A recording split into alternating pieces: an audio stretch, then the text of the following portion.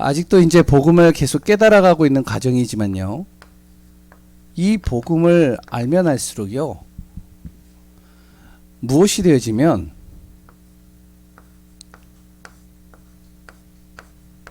내 자신이요. 자꾸 내려놔지게 됩니다. 내가 하려고 하는 것들이 자꾸 내려놔지게 돼요. 그래서 하나님이 하시도록 항상 인도받으려고 하죠. 그래서 교회도 가급적이면 제가 뭔가를 막 이렇게 푸시하거나 만들거나 막 하려고 애를 안 써요. 그러면 이제 성도님들이나 아니면 다른 분들이 보면 좀 답답할 수는 있겠죠. 왜 그렇게 하느냐? 하나님이 하시는 것을 저는 보고 싶거든요. 또 하나님이 움직이시는 것을 저는 확인하고 싶고요. 또 그렇게 지금 인도해 가고 있는 것들을 저는 내 모든 인생 속에서 확인한 것들이 많이 있거든요.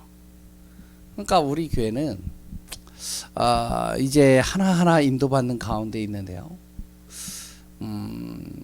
이게 이제 유튜브로 나가가지고 이제 뭐 많이 듣지는 않겠지만 이제 또 여러 가지 부분들이 있는데 주일 오전 예배에 대표 기도를 없앴어요. 왜 없앴느냐? 이유는 하나입니다. 코로나로 인해서 이제 대표 기도 할 수 있는 분들이 교회에 잘 못 나오고, 두 번째는 대표 기도하는 거를 굉장히 많이 눌리시더라고요. 그래서 어떡하냐? 그러면 그것 때문에 눌려서 은혜 못 받는 것보다는 안 하고 은혜 받는 게 더 낫다. 그래서 은혜 받는 게 중요한 것이지 무엇을 하는 게 중요한 게 아니다. 저는 그런 생각을 계속 하거든요. 그래서 합심 기도하자. 뭐 이렇게 하든 저렇게 하든 하나님이 영광 받으시고, 또한 우리가 은혜 받고 힘 얻으면 또 시간표가 되면 또 하는 시간표가 오니까. 또 코로나 때문에 이제 우리가 성가대를 계속 섰다가 성가대를 이제 잘 안 하게 되어졌죠. 그 성가대도요, 이제 한종호 지사님에게도 이야기를 해놨지만 기도만 하자. 우리 하다 보면 또 하나님이 시간표를 만들면 찬양할 수 있는 찬양팀이 나오고, 그러다 보면 되어지는 시간표가 또 온다. 가장 중요한 건 뭐냐? 하는 것도 중요하지만 우리가 은혜 받자. 일단 말씀을 들으면서 은혜 받고 내가 힘을 얻어야 된다. 왜 그렇죠? 계속 복음을 들으면요, 무엇이 생기냐면 힘이 생겨요. 힘이 없이 의무적으로 하는 건요, 결국에는 무너져요.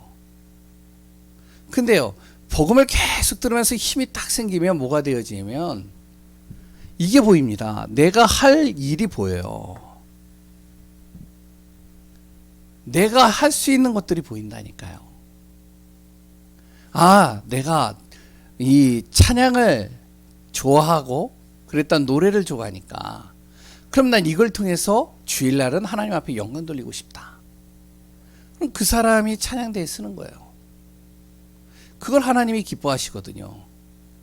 뭔가 만들어서 하는 것도 하나님이 기뻐는 하시겠지만, 중요한 것은 하나님이 가장 원하시는 것은 이거죠. 복음이죠. 그러니까 기도도 똑같습니다. 내가 정말로 대표적인 응답 받아야 되겠다. 그래? 그러면 내가 정말로 우리 교회를 대표해서 내가 기도하리라. 그래서 내가 기도하고 싶습니다. 이제 그 사람들이 모여서 기도하는 거예요. 대표 기도. 초대교회는 그렇게 했거든요. 오늘은 당신이 하십시오. 오늘은 당신이 하십시오. 이게 아니었어요.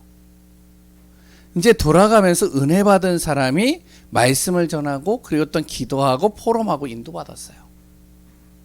그래서 이제 간간히 제가 저기다가 이제 또 붙여놓습니다. 대표 기도하실 분 하면은, 만약에 내가 아직 힘이 없다, 안 적으시면 돼요. 그러면 계속 합심 기도하면 됩니다. 가장 중요한 것은요, 복음이에요. 제가 신앙생활을 잘 따져보니까 한 40년 했더라고요. 신앙생활을요. 신앙생활을 어렸을 때부터 저는 이렇게 굴곡 없이 계속 신앙생활을 했거든요. 40년을 하면서 제가 느낀 게 뭐냐면, 내 힘과 내 몸부림으로 하는 것은 결국에는 무너질 수밖에 없다. 그런데 하나님이 주시는 힘으로 하면 지금 당장에는 좀 힘들겠지만 나중에는 그게 오히려 더 큰 축복이다. 그래서 우리 교회는요, 은혜 받으면 돼요. 내가 힘이 없다? 계속 은혜 받으면 됩니다. 계속 말씀 속에서 은혜 받아버리면 돼요. 그러면 힘이 주어져요. 힘이 주어지면 할 일이 보여요. 내가 이걸 해야 되겠다. 아, 내가 움직일 수 없으니까 난 기도하겠다. 나는 24시 정말로 누가 나오든 안 나오든 난 24시 교회 와서 기도하겠다. 아, 나는 이 일을 하겠다. 이런 것들이 생기거든요. 그럼 그 사람들이 모여서 하면요, 감사가 되고요, 기쁨이 되고요, 행복해지고요, 누려져요. 그러지 않으면 계속 교회가 커져버리면, 교회가 좀 어느 정도 이제 사람이 모이면 계속 갈등합니다. 그런 것 때문에요. 중직자가 돼서, 아니면 당신이 하다가 그 일을 안 하면 어떻게 하냐고. 그럼 계속 율법으로 나가거든요. 그럼 무너지는 거예요. 지금 금요일날 계속 하자고 하는 것이 치유입니다. 왜 그러냐?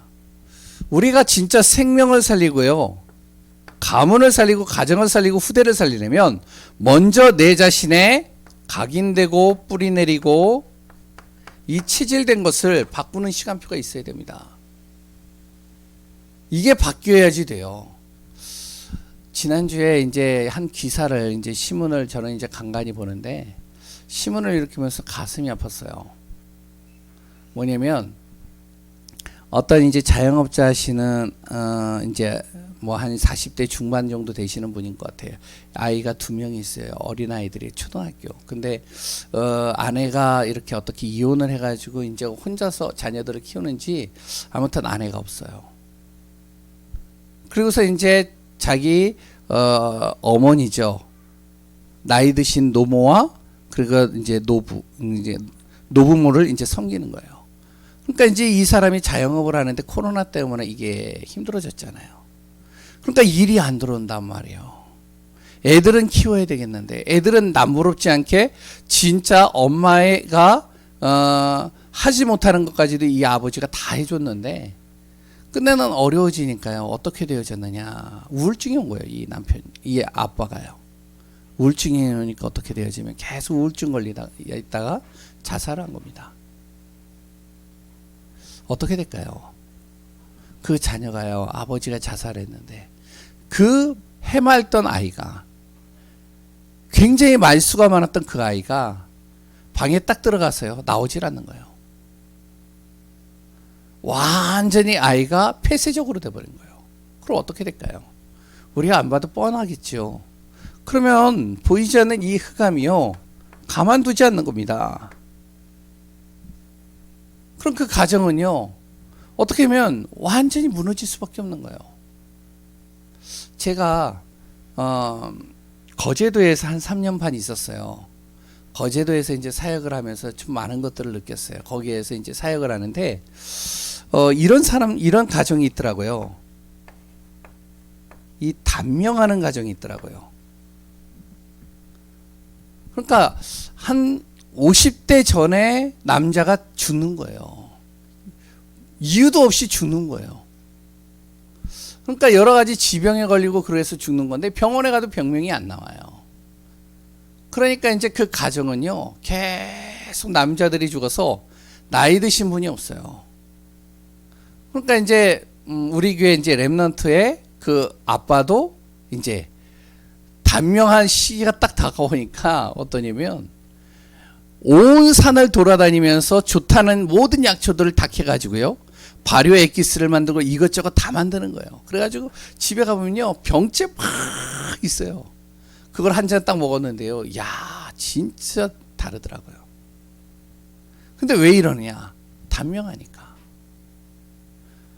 자기가 뭐 잘못해서 그런 게 아니라 자기 아버지, 큰아버지, 자기 위에 대서들이 거의 다 50대 이전에 다 죽으니까, 자기도 그런 일이 오니까 자기 자녀에게도 그 일이 올 것 같으니까, 그러니까 몸부림치는 거죠. 피할 길이 없는 겁니다. 왜 그러죠?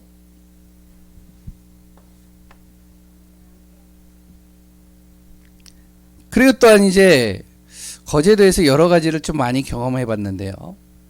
또 이제 그 시골이나 이런 데 가보면 이렇게 이제 시족 공동체로 이렇게 모여 있잖아요.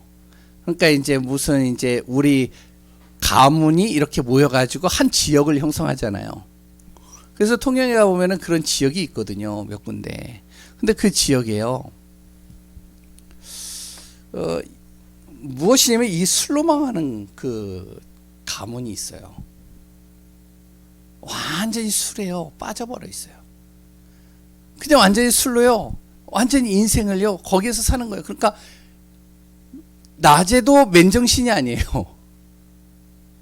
자기 엄마도 술 알코올 중독이 걸려가지고 이 발가락이 썩어 들어가는데도 그래도 술을 먹어요. 야, 그 아들도 어느 정도로 이 무릎을 못 써가지고 기술도 좋고 실력도 있고 다 좋은데 그랬던 직장에서 어떻게 하냐면은 실력이 좋으니까 너 언제든지 와라 내가 쓰겠다 그러는데 이 사람이 갈 수가 없어요. 왜 그러냐? 술을 너무 좋아하니까 밥보다 술을 먹으니까 술로 밥을 대신하니까 그러니까 이제 이 무릎이요 망가져 버린 거예요. 걷지를 못해요 잘. 그러니까요 자기 집안의 형도 그렇고 그 가문이 그래요 다. 야 이게 만만치 않더라고요. 또 어떤 집이 있느냐 좀 민감한 부분인데요. 이혼하는 집도 있더라고요. 가문이요 다 이혼하는 거예요. 형도 이혼하고 동생도 이혼하고 자기는 이혼 안 하려고 몸부림치는데 자기도 이혼하게 되고 자기 윗대도 이혼하고 그러니까요 계속 이유도 없어요. 그냥 이혼하게 되는 거예요. 계속. 저는 이런 거를 좀 봤어요. 가가지고요. 야 이럴 수 있구나. 야 그러면 왜 이런 문제가 올까? 왜 이런 일들이 올까? 성경에는 정확하게 답이 주어지고 있죠. 흑암입니다. 가정과 가문은요 하나님이 만든 최고의 작품이에요. 하나님께 예배드리는 작은 예배 공동체입니다. 가정은요. 근데 이거를 흑암이요 창세기 3장으로 파괴시켜버린 거예요. 그러니까 여기에 이제 다 무너져 있는 것이죠. 그런데요 또 성경에 보면은 이 가문이요 완전히 복음 명문 가문으로 바뀐 가문도 있습니다. 성경에 보면요 여러 가지가 나오는데 간단하게 몇 개만 이야기를 하면 아브라함 가문이죠. 이따가 이제 나누겠지만 아브라함 가문이 그랬어요. 두 번째는 어떠한 가문이냐? 우리가 알고 있는 라합 가문입니다. 라합입니다. 여리고 성에 있는 라합. 진짜로 가장 밑바닥의 인생을 살았던 라합. 이 가문이 완전히 명문 가문으로 바뀌어버린 거예요. 또 누가 있죠? 갈렙이라는 사람이 있어요. 이 갈렙은요 이방 민족입니다. 그런데 출애굽을 하면서 어떻게 정확한 기록은 나오지는 않고 있지만 출애굽을 하면서 이스라엘의 이 가문 속으로 들어오게 된 거예요. 이 복음을 붙잡고요. 갈렙의 가문이 싹 바뀌어버린 겁니다.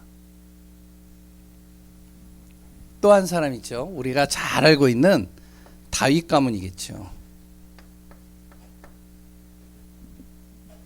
이름도 드러나지 않았고요. 그리고 또한 가정에서도 8명의 아들이 있는데 사무엘이라는 시대적인 종이 왔는데 7명의 아들들은 쫙 그 사무엘을 보려고 서 있는데 그 중에 다윗은요 양치러 갔었어요. 아니 대통령이 오더라도 어떻게 하면은 자기 자녀들 쫙 세워가지고 대통령 뭐 평생에 한 번 만날 거가 말까 하는데 그 만나려고 딱 이제 이제 옷도 깨끗이 입고선 딱 서 있을 거 아니에요. 근데요 다윗은요 그 시간에 양을 치고 있었어요. 그래서 이 양을 친 이 다윗을 부르는데 이 양 냄새 그리고 또 똥 냄새 그런 것들이 풀풀 이렇게 나면서 이제 사무엘을 만나러 온 겁니다. 거기에서 다윗의 인생이 싹 바뀌어버린 거예요. 어떻게 되어졌죠? 다윗의 가문, 명문 가문이 된 겁니다. 마태복음 1장에도 나올 수 있을 만큼의 그리스도의 족보에 딱 기록이 되어져 있어요. 어떤 가문은요, 계속적으로 이유도 없이 계속 무너지는 가문이 있는 반면에 어떤 가문은요, 한 사람을 통해서 완전히 인생이요, 가문이요, 명문 가문으로 바뀌어지는 그런 가문들도 있습니다. 우리는 어떻게 되어져야 되냐? 이 응답을 받아야 되겠죠. 그래서 오늘 제목이 뭐냐? 영적 뭐라고요? 명문 가문입니다. 그러면 어떻게 되어지냐? 우리의 가정이 영적으로 치유되어져야 돼요. 뭘 가지고 보느냐? 바로 창세기 12장 1절에서 3절을 가지고 우리가 좀 살펴보려고 합니다. 그러고 나서 구원의 길을 간단하게 좀 우리가 살펴보려고 합니다. 첫 번째, 아브라함을 우리가 한번 보겠습니다. 하나님 앞에 택함 받기 전 아브라함.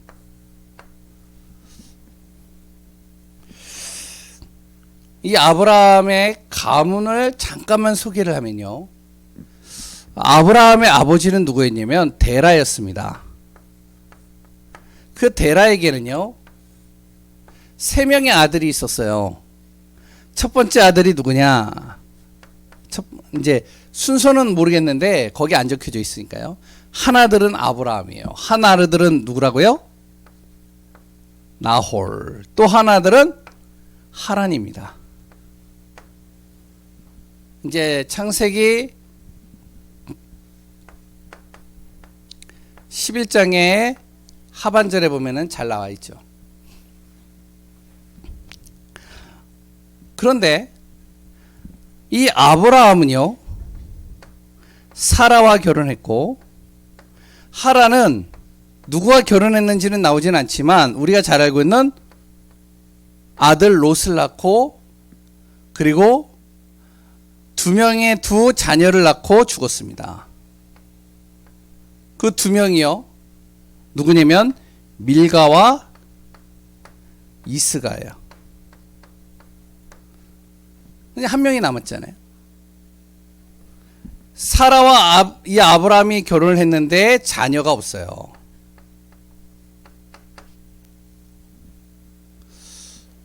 나홀은요 기록이 안 나옵니다. 누구랑 결혼했을까요? 예? 누구랑 결혼했을까요? 이렇게 결혼했어요. 자기 동생 딸하고 결혼한 거예요. 이게 아브라함의 가문입니다. 그런데 이 가문이 어디에서 살았느냐? 우리가 잘 알고 있듯이 갈대아에서 살았습니다. 갈대아우르. 여기가 어디냐? 창세기 3장, 6장, 11장의 배경이 되는 곳입니다. 무슨 말이냐면 완전히 우상으로 덮여 있는 곳이에요. 이 땅이요. 그러니까 우상 배경 속에서 살고 있는 거예요. 계속 우상 배경에서 살고 있다 보니까 어떻게 되어지면, 여기서 살다 보니까요 데라의 아들이 빨리 죽었어요. 아버지보다. 그러니까 아버지가 어떻게 했어요? 거기에서 사니까 아버지가 마음이 어떻겠어요? 자기 자식이 자기보다 빨리 갔는데 너무 가슴이 아프잖아요. 성경에 안 나와 있지만 너무 힘들었었던 것 같아요. 그래서 어떡하냐면 이제 이들은 이제 여기에 남아 있지만 나머지를 데리고 어디로 가냐면은 이제 우리가 이 갈대아를 떠나자. 그래서 어디로 가냐면 가나안 땅으로 가려고 하는 겁니다. 그러다가 이제 하란에 가기 전에 하란에 멈춰져서 이제 더도 가지 못하고 거기서 딱 머물러 있는 거예요. 이게 이제 아브라함의 가문의 배경이죠. 하나님 앞에 택함 받기 전에요. 잘 보세요. 완전히 이 가문이요, 우상 배경 속에 있었습니다. 두 번째, 이 가문이요, 그렇게 좋은 배경을 가진 가문은 아니었어요. 보시면 아시잖아요. 그리고요, 여기에는요, 자녀가 굉장히 귀했습니다. 자녀가 굉장히 귀한 거예요. 그 당시에 아들이 있어야지 씨가 이렇게 전달되어져서 그러니까 가문을 형성할 수 있잖아요. 아들이 없어요. 잘 보세요. 아들이 없어요. 없어요. 롯 하나 딱 있고 이제 없어요. 여기도 일찍 죽었잖아요. 그러니까 어떻게 하면 자녀가 귀한 겁니다. 여기가 아브라함도 거의 75세가 되어졌는데 아들이 없는 거예요. 거기에 또 인생이 어떠냐, 완전히 인생이요, 바닥 같은 인생이에요. 딱 누구죠? 데라를 빼고 지금, 아니 데라와 그래 또한 롯과 아브라함과 사레, 이 네 명이 어떻게 하면 너무 힘들어가지고 갈대아 우르에서 나가는 겁니다. 갈대아 우르는요, 굉장히 살기 좋은 곳이에요. 우리가 생각하는 그런 곳이 아니라 너무나도 살기가 좋은 곳인데 여기에서마저도 떠나려고 하는 거니까 굉장히 어떻게 보면 그렇게 썩 어떻게 배경이나 좋은 가문이나 여러 가지 경제적인 거나 이런 것들이 뒷받침이 안 되어져 있는 완전히 미래가 보장되어져 있지 않는 그런 가문입니다. 이 가문이요. 거기에 또 한 가지 더 붙인다면 아브라함의 성격은 또 어떨까요? 아브라함의 성격은요, 다른 거는 다 제껴놓고 딱 창세기 12장과 창세기 20장만 보더라도 아브라함의 성격이 좀 소심한 성격이에요. 어떻게 보면 약간 또 불신앙이 가득한 이런 성격을 가지고 있는 것이 또 아브라함입니다. 저번에 창세기 때 같이 나눴죠. 이런 배경 속에 있었던 아브라함입니다. 이런 배경에 있던 아브라함을 하나님이 어떻게 하셨냐면 창세기 18장 19절에 하나님께서 아브라함을 부르신 겁니다. 창세기 12장에 나오지만 거기에 왜 불렀는지 그 이유가 나와요. 볼품 없고 배경 없고 우상에, 그리고 또한 인생의 미래가 없이 정말로 어떻게 해야 될지 막막한 그런 상황 속에 있는 그 가문을 하나님께서 창세기 12장에 부르셨는데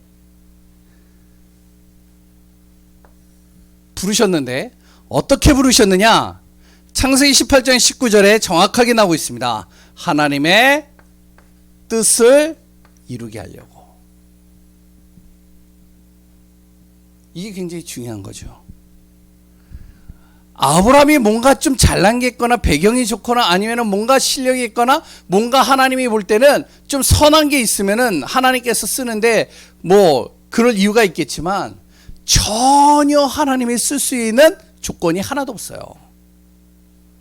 완전히 밑바닥에 있는 그 아브라함을 완전히 어떻게 하냐, 흑암과 우상 속에 있는 그 아브라함을 하나님께서 하나님의 뜻을 이루기 위해서 강건적으로 부르신 겁니다. 우리 성도님들을 어떻게 부르셨는지 아시겠죠? 예? 우리 성도님들이요, 저도요, 뭔가 내가 하나님한테 뭔가 액션을 취해서 뭔가 하나님 앞에 내가 열심을 내서 하나님이 나를 부르신 것이 아니라 하나님의 뜻을 이루기 위해서 하나님이 나를 강권적으로 부르셨다는 거예요. 나를 택하신 겁니다. 이게 믿어져야 돼요. 그래야 가문 살릴 수 있어요. 그래야 가문을 바꿀 수 있다니까요. 안 그러면 자꾸 내 열심으로 가문을 바꾸려고 한다니까요. 내 열심으로 내 자녀 바꾸려고 한다니까요. 내 힘으로요 가정 바꾸려고 그러는 겁니다. 해도 안 되잖아요. 계속 문제가 오잖아요. 그런데요, 히브리서 11장 8절에 보면 우리가 잘 봐야 됩니다. 뭐라고 나오죠? 그 하나님이 아브라함을 택해서 불렀을 때 아브라함이요 반응을 한 겁니다.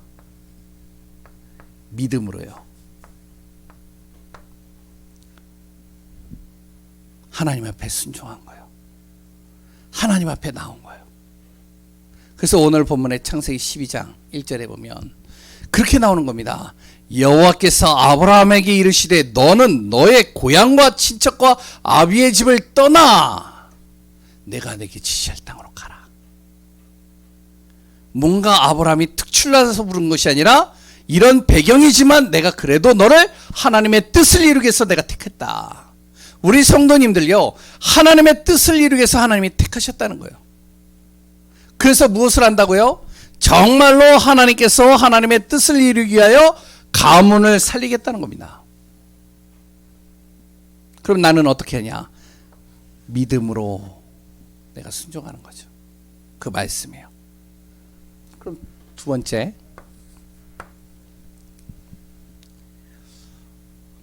하나님 앞에 택함 받은 가문, 이 택함 받은 아브라함 어땠을까요? 이 아브라함이 한 거는요 딱 하나밖에 없습니다. 그 순간부터요. 아브라함은요 창세기 12장 1절에서 3절을 언약으로 딱 잡은 거예요.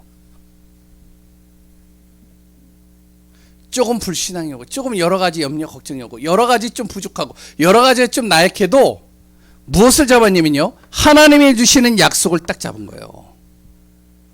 그렇다면 우리는 뭘 잡으면 되죠? 하나님이 주신 약속, 이 그리스도의 비밀을 딱 잡으면 되잖아요. 그러니까요 우리가 그리스도면 된다. 그래 그리스도면 돼. 복음이 들어가면 되는 거야. 복음만 붙잡고 있으면 돼. 우리 교회가 다른 거 잘 못해도 돼. 뭐만 잡고 있으면 된다? 복음만 딱 잡고 있으면 돼. 좀 성격이 좀 모나고 좀 여러 가지가 부족하고 여러 가지 배경이 없다 할지라도 복음만 잡고 있으면 돼. 그러면 하나님께서요 그 사람을 통해서 하나님이 쓰시는데 어떻게 쓰시느냐?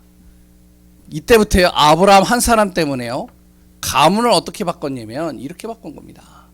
말씀대로 바꾸셨어요. 그 첫 번째가 뭐죠?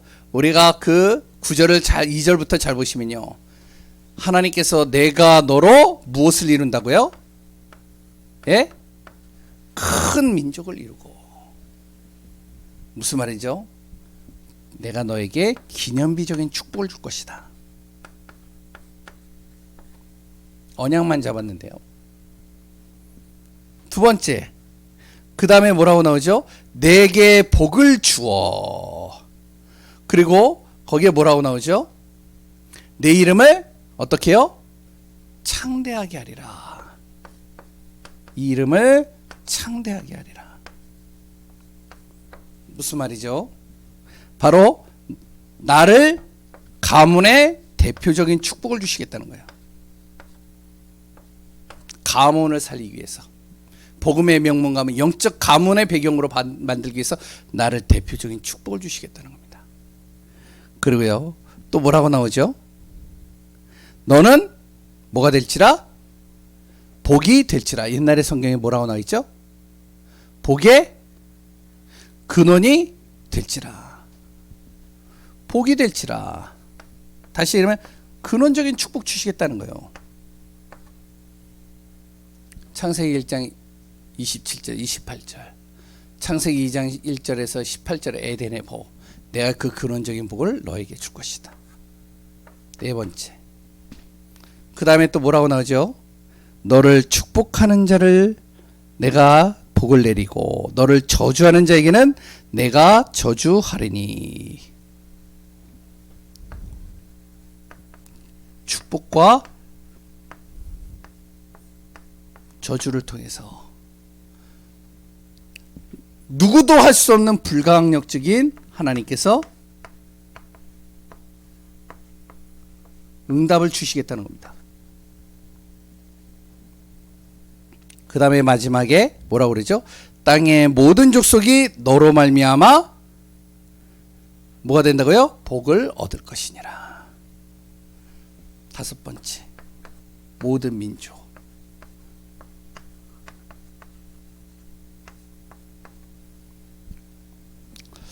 시대적인 복입니다. 이 시대에 가장 귀한 가문으로 하나님이 만드시겠다는 것이죠. 이게 택함 받은 아브라함이 받은 복입니다. 이 복으로 말미암아 어떻게 되어졌죠?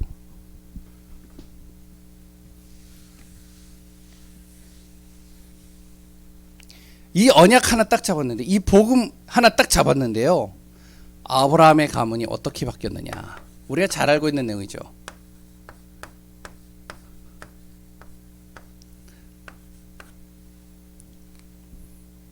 그 자녀 이사 통해서 하나님은 100배의 축복과 셈 근원의 축복을 하나님이 허락하신 겁니다. 그 당시에 그 이삭을 통해서요, 그 지역과 현장을 다 살려버린 거예요. 저거 하나 딱 잡았는데요, 약속 잡았는데요, 아브라함뿐만 아니라 그 자녀까지도 그 복이 따라온다니까요. 야곱,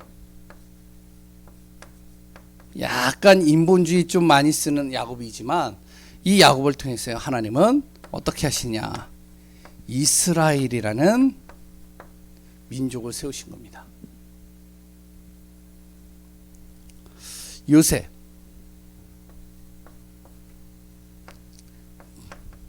그 후대 요셉을 통해서는요, 하나님께서 어떻게 하시면 민족과 세계를 살리는 주역으로 만드신 거예요.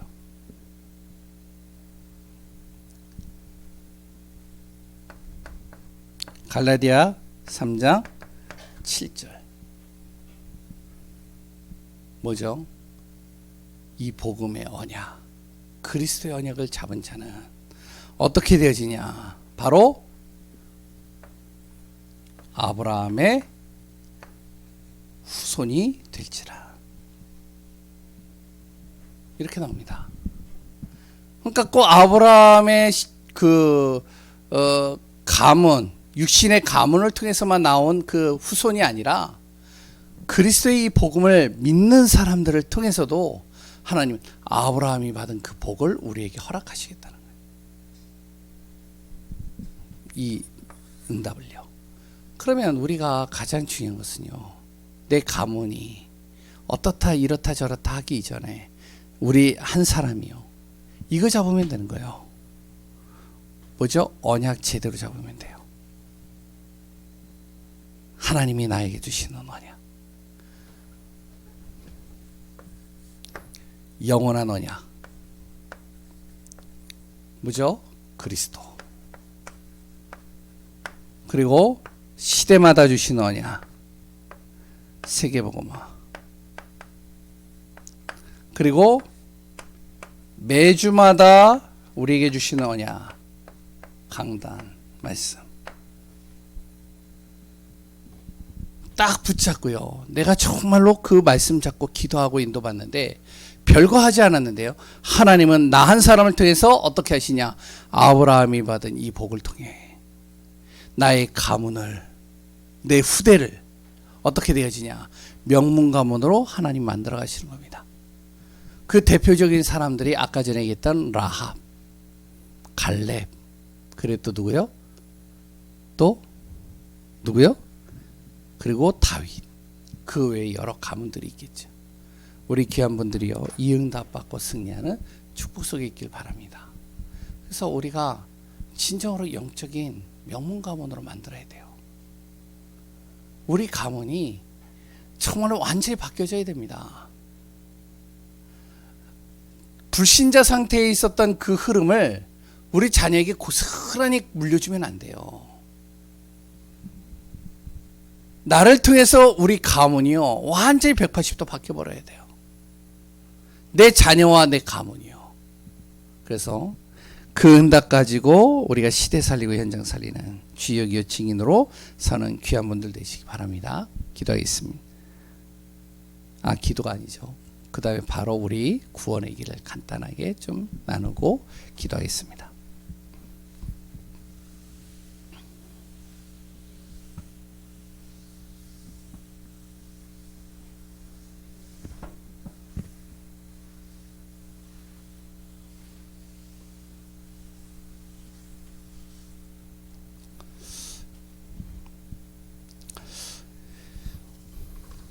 예, 구원의 길을 이제 계속 이제 제가 줌을 통해서 말씀을 계속 드리는데요. 구원의 길 하기 이전에 이제 한 2가지 정도 이렇게 적어 놓고 계속 제가 이야기 드리고 있죠. 우리가 이런 사람들을 만나거나 저런 여러 사람들을 만나게 됩니다. 만났을 때 가장 중요한 것은 우리는 그 많은 사람들이요 많은 문제를 가지고 이야기를 하고요.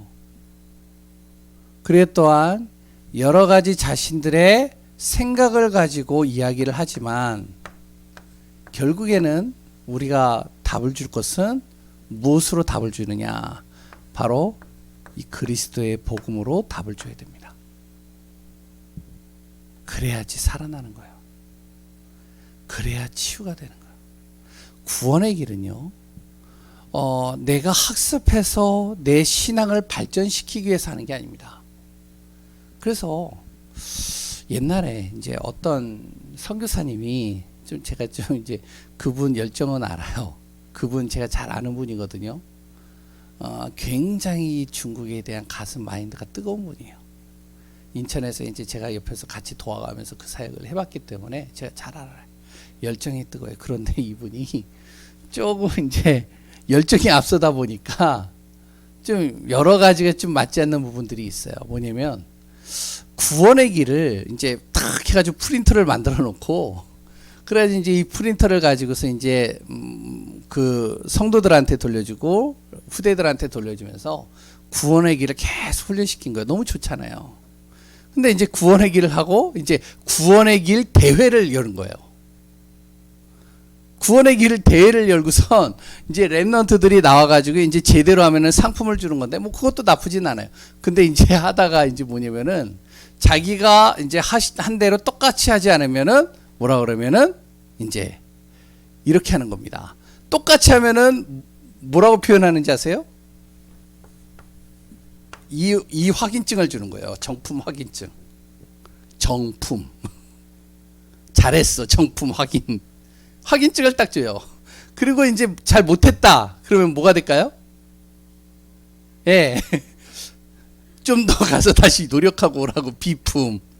그렇게 얘기를 해요. 그게 뭐 틀린 건 아니죠. 왜냐면 또 지금 정확하게 해서 복음 전하라고. 그런데 이분은 현장에서 진짜 복음 전하려고 몸부림치는 분이에요. 참 좋아요. 그런데 이제 이게 이제 학습화되어지면 안 된다는 거예요. 왜냐면은 우리가 진짜 그리스도를 조금 부족하기 전에도 이번 주에 강단에서도 나오겠지만 진짜 우리의 중심과 마음을 담고 할 때 하나님이 역사하시는 겁니다. 그럼 우리가 왜 하느냐? 그래도 우리가 흐름을 알고 정리가 돼 있어야 되고 누구를 만나든지 간에 정확하게 얘기할 수 있는 우리가 이렇게 뭔가 이렇게 딱 준비는 딱 하고 있어야 되잖아요. 그래서 오늘도 잠깐 같이 나눠보도록 하겠습니다. 하나님께서 사람을 창조하셨죠. 원래 인간은 그래서 하나님의 형상으로 창조된 존재입니다. 그런데 그냥 창조한 것이 아니고요. 창세기 1장 27절에 하나님의 형상으로 창조됐어요. 사람만 하나님의 형상입니다. 하나님과 함께 할 수 있는 존재로 창조하신 거죠. 그리고 사람에게 하나님께서 세상을 정복하고 다스릴 수 있는 복을 사람에게 주신 겁니다. 창세기 2장 7절에 더 정확하게 하나님께서 사람을 어떻게 하셨느냐? 영적인 존재로 창조하십니다. 흙으로 사람을 창조하시되 그 코에 생기를 불어넣으시니 사람이 무엇이 된다고요? 생명이 된지라. 영적인 존재가 되어졌다는 것은 사람만 하나님을 만날 수 있어요. 사람만 하나님과 교제할 수 있어요. 사람만 하나님 앞에 예배드릴 수 있어요. 사람만 하나님을 알 수 있는 존재로 창조된 겁니다. 그런데 하나님이 보이지 않잖아요. 그래서 하나님이 창세기 2장 17절에 언약을 주신 겁니다. 선악을 알게 하는 나무의 열매, 생명나무의 언약을 주신 거예요. 절대 이거 깨트리지 마라. 그런데요, 사람이 어떻게 되어졌냐? 문제가 발생했는데 이걸 깨트려 버린 겁니다. 창세기 3장 1절에서 6절. 하나님의 약속을 깨트린 거예요. 그걸 뭐라고 그러냐? 로마서 3장 23절에 죄라고 합니다. 우리가 도둑질하고 거짓말하고 여러 가지 우리가 자범죄 짓는 그런 것들을 성경에서는요, 죄라고도 표현하지만 진짜 죄는 하나님 떠난 죄예요. 이게 가장 큰 죄입니다. 죄를 지었는데 그 죄를 짓게 만든 존재가 있는 겁니다. 우리가 임의로 죄를 지은 것 같은데 그렇지가 않아요. 요한복음 8장 44절. 사단이 속인 거예요. 이 사단에게 속은 겁니다. 결국에는 이걸 통해 가지고요, 하나님을 떠나게 된 것이죠.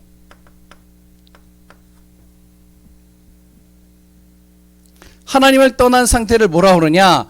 불신자 상태라고 그럽니다. 하나님 만날 수 없는 상태. 그러니 어떻게 되어질까요? 하나님 만날 수 없는 상태가 되어지니까 사람은요, 요한복음 8장 44절에 마귀의 자녀가 되어진 겁니다. 그 상태가요, 어떻게 해요? 마귀에 눌린 상태가 되는 거예요. 뭘 해도 눌리는 거예요. 그러니까 계속 눌리니까 어떻게 될까요? 이것이요, 무엇으로 오냐면 영적 문제로 오는 겁니다. 출애굽기 20장 4절에서 5절. 몸부림치는 것이죠. 자기 그 문제를 해결해 보려고, 이 상태를 바꿔보려고 몸부림치는데 해결이 안 되는 거예요. 고통만 계속 오는 거예요. 계속 힘들고요. 문제만 오는 겁니다. 그러니 어떻게 될까요? 시달리는 거죠. 마태복음 11장 28절. 영적으로 시달리는 거예요. 생각이, 마음이 계속 시달리고요. 계속 스트레스 받고요. 불면증에 걸리고요. 염려, 걱정 속에 들어가고요. 미리 땡겨가지고 계속 근심하는 겁니다. 힘들어지겠죠. 그러니 어떻게 되어질까요? 사도행전 8장 4절에서 8절에 병이 오기 시작한 거예요. 영적인 병이라고 합니다. 육신의 병, 마음의 병, 생각의 병, 삶의 병, 환경의 모든 것들이 다 병으로 다가오는 거예요. 그러니 그 결과가 어떻게 될까요? 히브리서 9장 27절. 한 번 죽는 것은 사람에게 정한 것인데 결국에는 심판받는 거예요.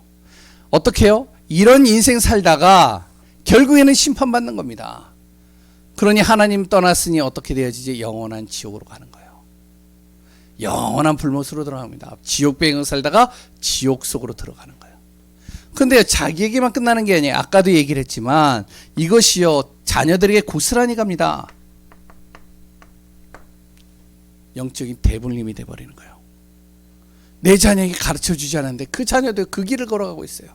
아니, 부모의 안 좋은 점을 좀 닮지 않았으면 좋겠는데, 좋은 점만 닮았으면 좋겠는데 어느 순간 되니까 부모의 안 좋은 모습들을 닮아가는 거예요. 나는 절대로 부모와 같이 안 살겠다라고 하는데 어느 날 보니까 자기도 부모와 같이 살고 있는 자기 모습을 보는 거예요.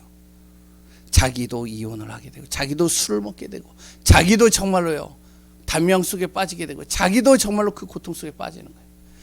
이것을요, 해결해 보려고 몸부림치는 겁니다. 그게 이제 세상의 지식을 가지고 해결해 보려고 하는 거예요. 그래서 공부하는 거예요. 그래서 열심히 책도 보고요, 열심히 지식들을 쌓는 겁니다. 왜? 이 틀에서 벗어나려고. 부모들이 왜 교육을 시키느냐? 이 틀에서 벗어나게 하고 싶어서. 해결이 안 되죠.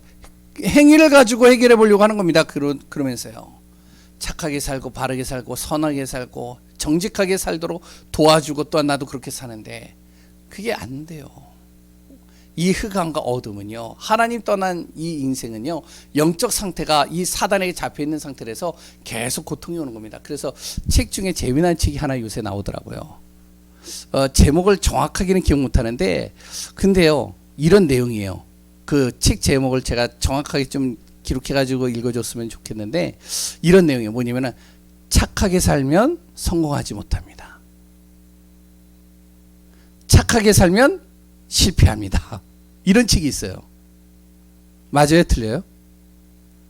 틀리나요? 맞나요?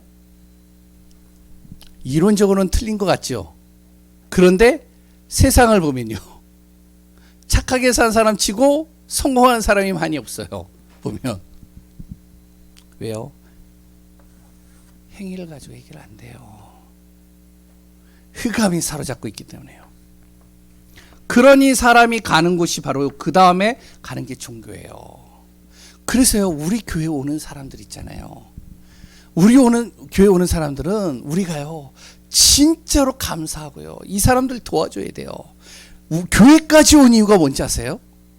몸부림치다가 해결 안 되다가 이제 마지막 코스로 교회 오는 거예요.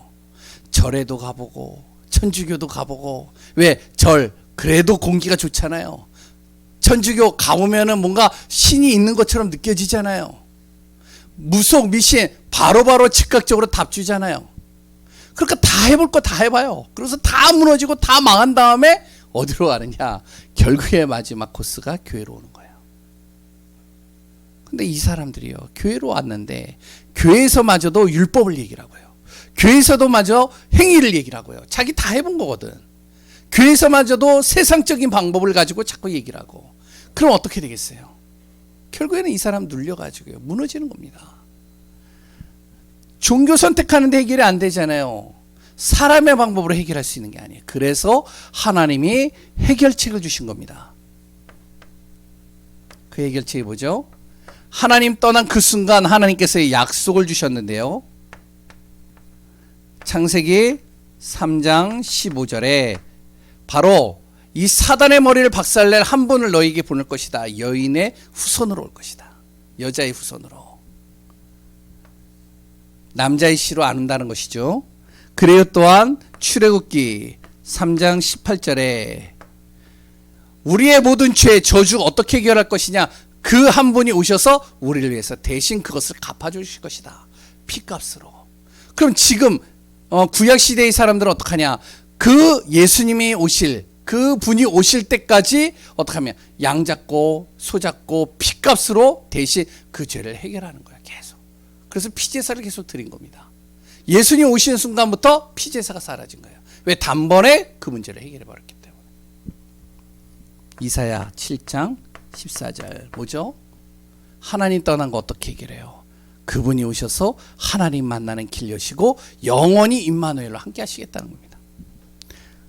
그분이 신약이 보면 마태복음 1장 21절에서 23절에 바로 하나님께서 사람의 몸을 입고 이 땅에 오셨는데 바로 예수라는 이름으로 오신 거예요. 그 예수님이 하신 일이 뭐냐? 마태복음 16장 16절입니다. 그리스도 일을 행하신 거예요. 그 그리스도께서 이 모든 것을 완벽하게 해결하시는 방법으로 요한복음 19장 30절에 십자가에서 이 문제를 완전히 해결하신 겁니다. 그 십자가에서 무엇을 해결했죠?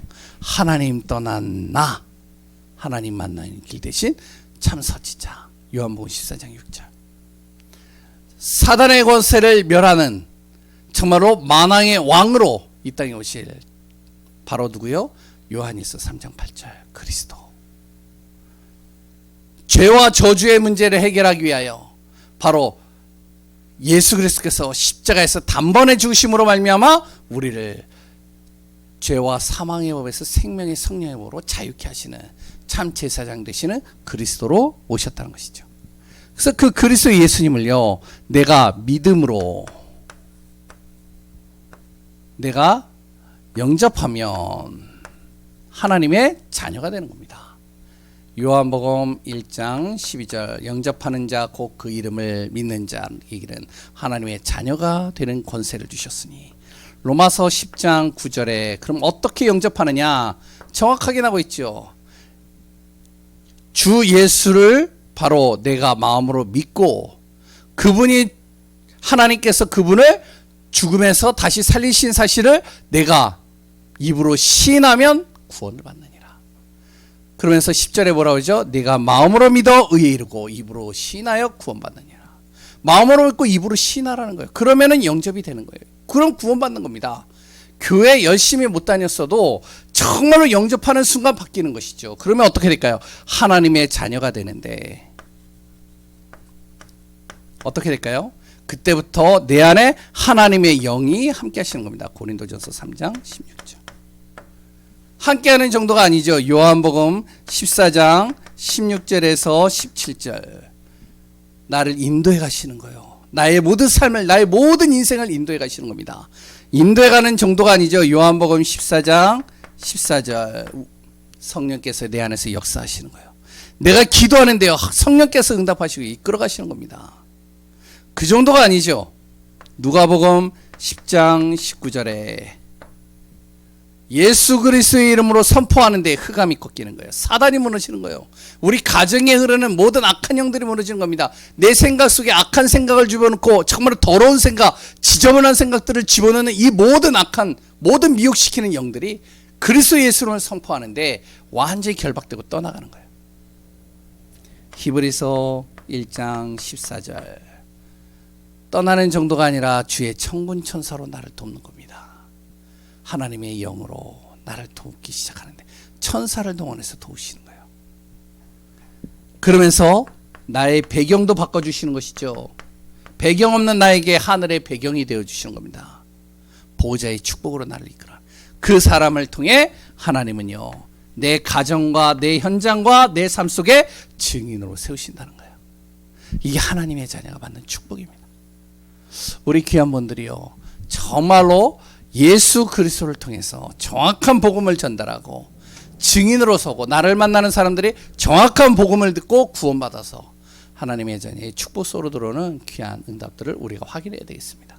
그래서 한 달 동안 전도 대상자 한 사람을 모아요. 계속 기도해 보세요. 구원의 길을 그리면서 하나님 이 영혼 속에 정말로 복음이 들어가게 하소서. 한번 기도해 보세요. 하나님이 어떻게 하시는지 보세요. 한 가지 기도 제목이 있습니다. 제가 이번 주까지 이제 이 지역 동을 다 돌았어요. 빨리 돌았어요. 그리고 이제 다음 주부터 이걸 시작합니다. 이제 특별히 이제 뭐 훈련 받으러 가는 기간 외에는 일주일 동안